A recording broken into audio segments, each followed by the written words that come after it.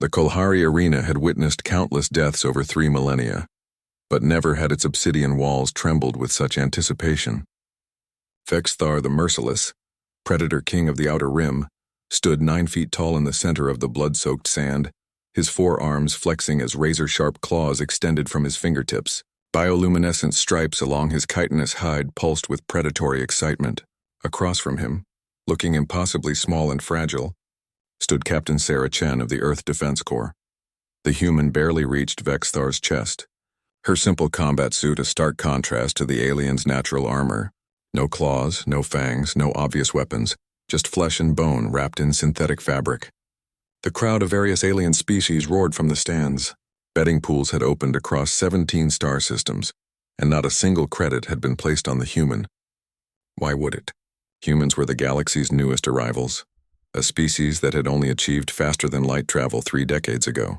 They were soft, weak, with laughably slow reflexes compared to true predators. "You amuse me, little prey." Vexthar's voice rumbled through his translator, mandibles clicking in what passed for laughter among his kind. "I have killed creatures 10 times your size. I have hunted the storm beasts of Kepler 9 with nothing but my claws. What could a fragile human possibly offer in combat?" Sarah said nothing.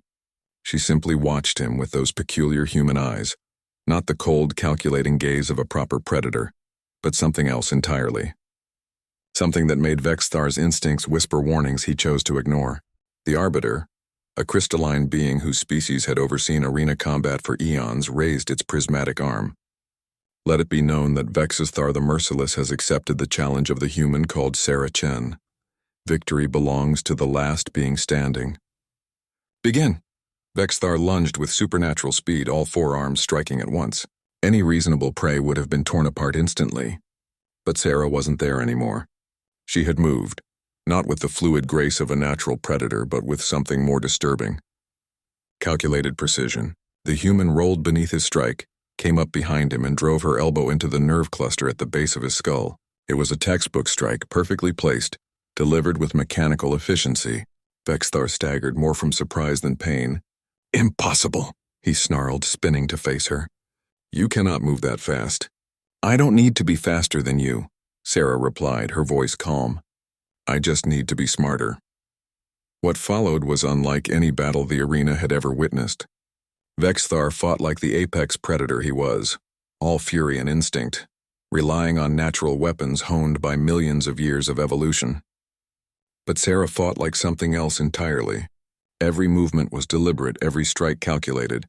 She turned his strength against him, used his aggression as a weapon, and slowly, methodically began to dismantle the greatest predator in known space. When Vexthar's claws raked across her shoulder, tearing through fabric and flesh, she didn't roar in pain or flee in terror. She noted the injury, adjusted her strategy, and continued.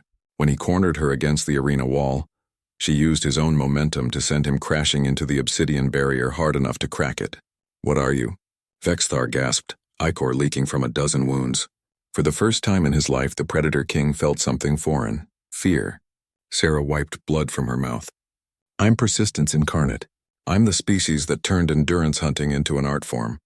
My ancestors chased their prey for days across African plains, never stopping, never giving up until their quarry collapsed from exhaustion. We may not be the fastest or strongest, but we're the ones who keep coming." The crowd had fallen silent. This wasn't how predator and prey were supposed to interact.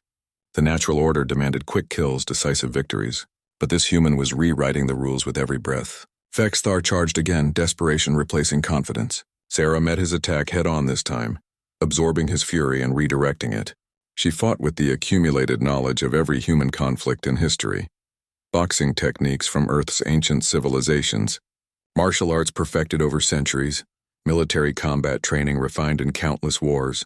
She was not just fighting as herself, but as the representative of a species that had clawed its way to the top of its food chain through sheer, stubborn refusal to quit. When Vexthar finally fell, it wasn't to a killing blow. It was to exhaustion, to the slow realization that no matter how many times he struck her down, she would keep getting up. The Predator King collapsed to his knees, his legendary endurance finally broken by something he had never encountered before, an opponent who simply would not stop. "Yield," Sarah said simply, standing over him. Vexthar looked up at her, understanding dawning in his predatory eyes. He had always assumed that the galaxy's hierarchies were determined by natural advantage, speed, strength, claws, fangs. But this human had shown him something else, the power of adaptation, of intelligence applied with relentless determination. "I yield," he whispered, and the words carried across the silent arena like thunder. Sarah extended her hand, not to strike but to help him up. "Your throne doesn't have to stay empty," she said. "But next time you want to test a human, remember this. We're not prey. We're the species that turned every challenge into a stepping stone." Later, as news of the impossible victory spread across the galaxy, xenobiologists would puzzle over what they had witnessed. They would study human physiology, trying to understand how such an unremarkable species had defeated the galaxy's greatest predator. They would miss the point entirely. It wasn't about biology. It was about something far more dangerous, the human refusal to accept that anything was impossible.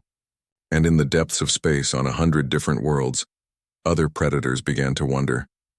If the Predator King could fall to a human, what else might these strange, soft creatures be capable of? The answer, as the galaxy would soon learn, was anything they set their minds to.